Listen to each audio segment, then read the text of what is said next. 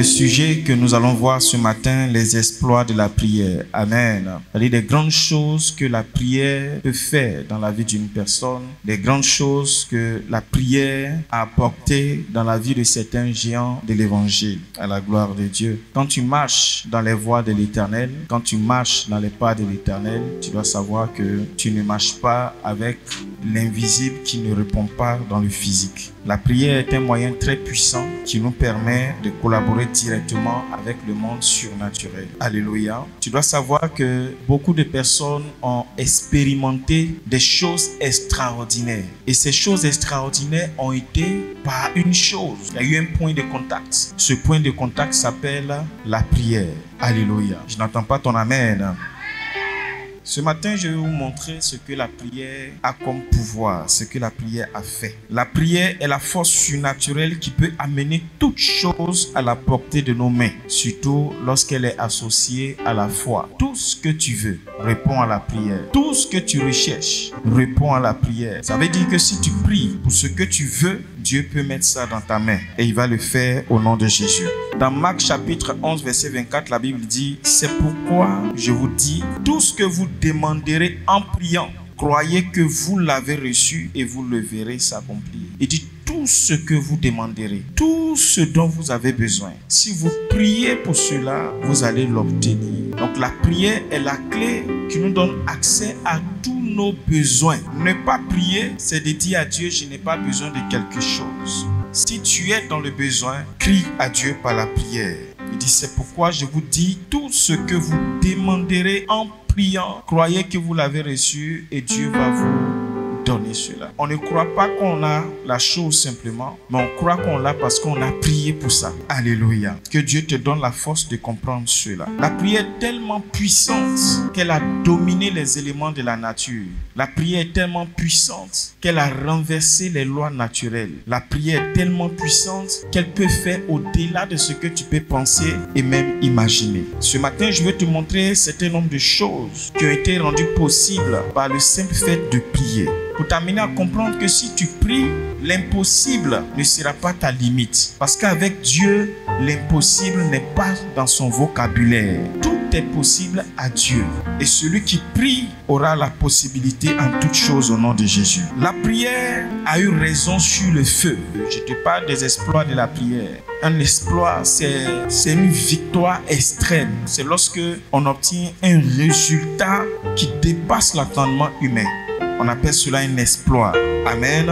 Donc l'un des exploits de la prière, c'est que la prière a eu raison sur le feu. La prière a maîtrisé le feu. Le feu s'est soumis à la puissance de la prière. Dans 2 Rois chapitre 1 verset 10, la Bible dit, Élie répondit au chef des 50. Si je suis un homme de Dieu, que le feu descende du ciel et te consume, toi et tes 50 hommes. Et le feu descendit du ciel et consuma lui et ses 50 hommes. La prière d'Élie a permis au feu de s'allumer et de détruire ses ennemis. La loi naturelle veut que pour qu'il y ait feu, il faut qu'il y ait des éléments qui soient en place. On met du bois ou bien on met des éléments qui puissent être facilement inflammables dans la chose pour qu'il y ait du feu. Mais la prière sans bois, sans fagot, sans chiffon, sans gaz, sans allumettes a commandé à un feu de descendre naturellement et à consumer les ennemis d'Élie. La prière allume le feu, pas le feu spirituel, le feu naturel, le feu qu'on peut voir avec les yeux. Dis avec moi, la prière a pris le dessus sur le feu.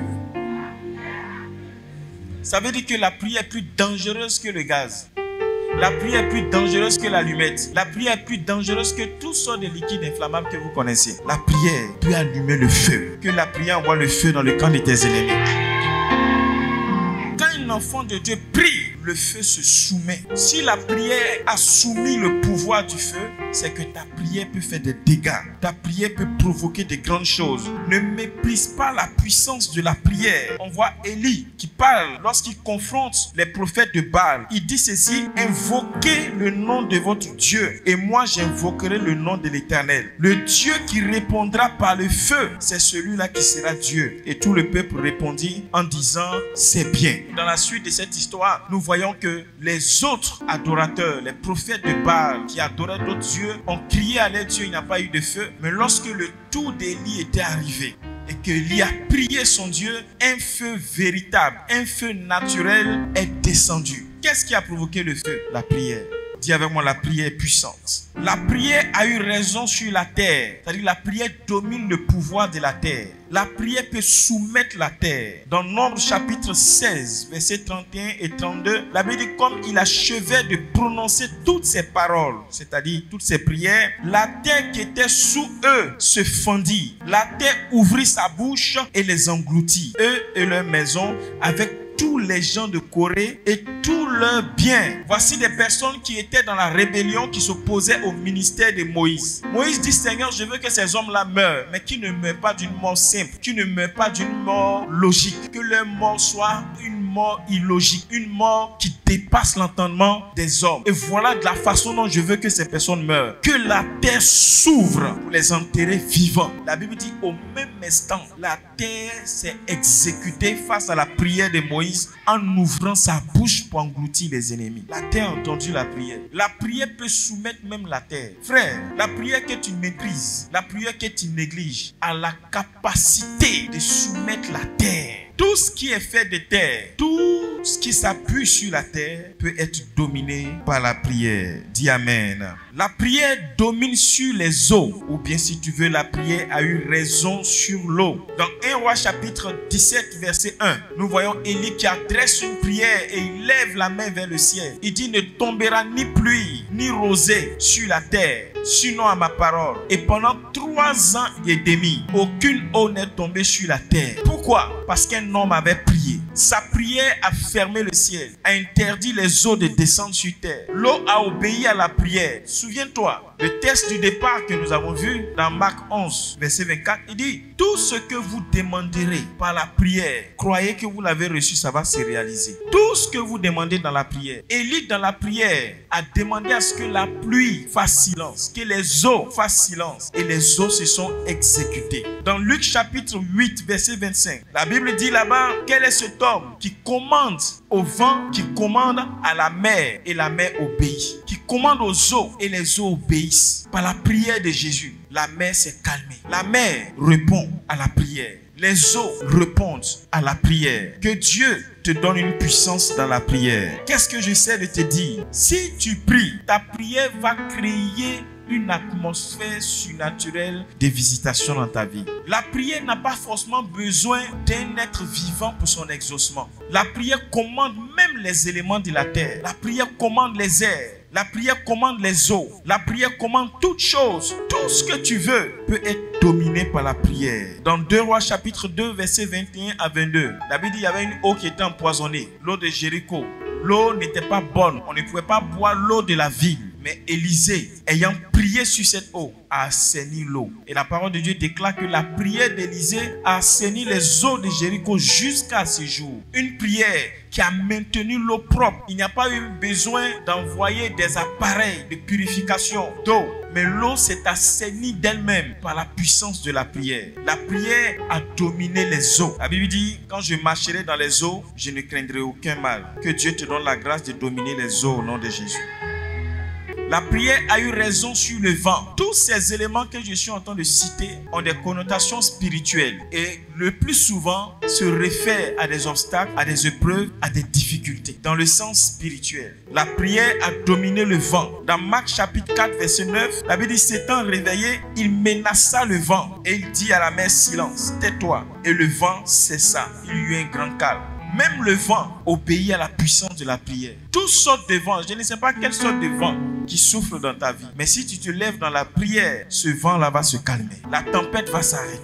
Ce problème va s'arrêter dans le puissant nom de Jésus. Tu as juste besoin de comprendre que la prière est puissante. Elle peut calmer les événements de ta vie. Elle peut t'amener à triompher sur beaucoup de choses. La prière met les anges de Dieu en mouvement. Celui qui prie amène le ciel à dégager l'armée céleste à son avantage. Les anges ont besoin de travailler pour nous, mais ils ne travaillent pas parce qu'il faut travailler. Les anges de Dieu travaillent pour le compte de ceux qui rentrent en prière, pour le compte de ceux qui ont une vie de prière. Mieux tu pries, mieux le mouvement angélique envers toi est boosté. Donc la prière est un boost divin pour amener les anges de Dieu à faire mouvement vers toi et à te donner des réponses favorables. Daniel chapitre 9 verset 20 à 21. La Bible dit, je parlais encore, je priais, je confessais mon péché et le péché de mon peuple d'Israël. Et je présentais mes supplications à l'Éternel, mon Dieu, en faveur des saints. Je parlais encore dans ma prière quand l'homme Gabriel que j'avais vu précédemment dans une vision s'approcha de moi d'un vol rapide au moment de l'offrande du soir. Il dit, je priais encore. Pendant que j'étais en prière, l'homme Gabriel, c'est-à-dire l'ange Gabriel, est venu vers moi par un vol rapide. Qu'est-ce qui a amené l'ange à faire mouvement vers cet homme? C'était la prière. Il dit, j'étais en prière quand Gabriel a fait un mouvement vers moi par un vol rapide. Quand tu es en prière, les anges se lèvent pour toi. Dieu envoie les anges pour toi. Et les anges vont travailler pour t'envoyer des réponses, des bénédictions. Celui qui n'a pas de vie de prière ne met pas les anges en mouvement pour lui-même. Que Dieu t'aide à comprendre cela dans le précieux nom de Jésus. La prière chasse les démons et guérit les malades. Les démons, ce sont des entités invisibles, négatives, qui ont pour objectif de t'empêcher de voir la gloire de Dieu, de bloquer toute chose dans ta vie, de te combattre, soit de te posséder ou de te créer des ennuis et des problèmes. Ceux-là, on les appelle les démons. Ils peuvent même parfois habiter nos corps et contrôler nos vies, nos émotions, tout ce qui nous concerne, influencer nos destinées dans le mauvais sens. Mais la puissance de la prière peut les déloger. La puissance de la prière peut les chasser. C'est pourquoi Jésus dit à mon nom, vous chasserez les démons. C'est par la prière qu'on les chasse. Dans Genèse chapitre 20 verset 17, la Bible dit, Abraham pria Dieu et Dieu guérit Abimelech. Abraham pria Dieu et Dieu guérit Abimelech. Donc la prière d'Abraham a provoqué la guérison d'Abimelech. Qu'est-ce qui a guéri Abimelech? La prière d'Abraham. Qu'est-ce qui a changé la vie d'Abimelech? La prière d'Abraham. La prière peut guérir. La prière peut restaurer. La prière peut chasser les démons. Marc chapitre 16, versets 16 à 17. La Bible dit, vous chasserez les démons dans le nom de Jésus-Christ. Tous ces pouvoirs, tous ces résultats s'obtiennent par la puissance de la prière. La prière ouvre la porte des prisons. Je vous cite les éléments sans toutefois entrer dans d'autres dimensions. Chaque élément cité a un sens spirituel. Et pour que vous puissiez les connaître, je les cite simplement pour que vous puissiez les aborder ainsi. Amen. Actes chapitre 16, versets 25 à 26, ce texte très connu. La Bible dit que Paul et Silas étaient dans une prison, enfermés, et au milieu de la nuit, il s'est mis à louer Dieu et à prier. Pendant qu'ils étaient en train de prier, il y a eu un tremblement de la terre et les portes des prisons se sont ouvertes. Tous les prisonniers sont sortis. Qu'est-ce qui a provoqué tous ces événements? La prière. Qu'est-ce qui a provoqué tout cela? La prière. Peu importe les événements autour de ta vie, même si tu es enfermé dans une quelconque situation, si tu prends la prière à cœur sérieusement, tu pries sérieusement, toutes ces portes-là vont s'ouvrir au nom de Jésus. Lorsqu'on parle d'une prison, c'est un lieu où tu es privé de liberté. Tu es enfermé et tu tournes sur toi-même. La prière peut te faire sortir de là. C'est pourquoi Dieu dit de prier sans cesse. Dieu veut que nous prions sans cesse. Pourquoi? Parce qu'il veut te faire sortir d'une prison. Il veut t'ouvrir une porte. Que Dieu t'ouvre les portes. La prière triomphe de la mort. Actes chapitre 9, verset 37 et verset 40. Une jeune dame du nom de Tabitha va connaître la mort. Et la Bible dit, Pierre fut appelé. Au verset 40, Pierre fit sortir tout le monde et s'est mis à genoux. Il pria, puis se tournant vers le corps, il dit, Tabitha, lève-toi. Elle ouvrit les yeux et ayant vu Pierre, elle s'assit. Pierre a simplement prié et la jeune fille s'est levée dans la prière. Celle qui était morte, elle est revenue à la vie. Peu importe ce qui est mort dans ta vie, si tu retournes à la prière, cela va revivre au nom de Jésus.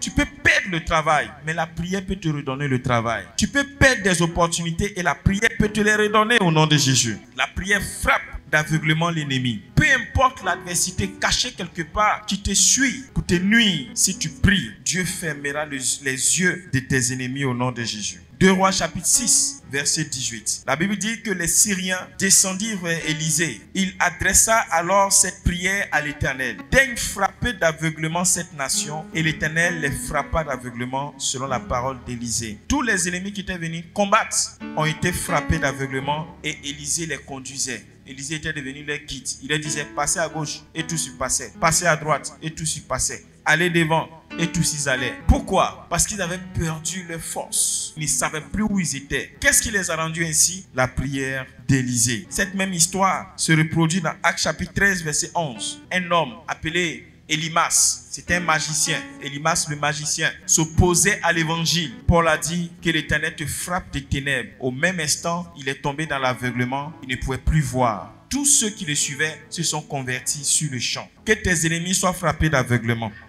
Que ceux qui te surveillaient de près te perdent de vue au nom de Jésus.